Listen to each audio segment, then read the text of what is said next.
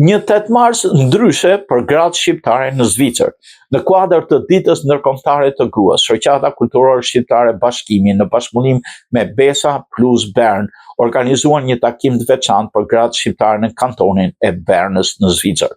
Ky aktivitet synoi të adresonte sfidat dhe arritjet e grave shqiptare në Zvicër, duke ofruar gjithashtu një vizion të ri për fuqizimin e tyre në shoqëri. Ngjarja u mbajt në ambientet e Besa Plus në Bern dhe mblodhi gra nga gjitha moshat dhe trevat shqiptare.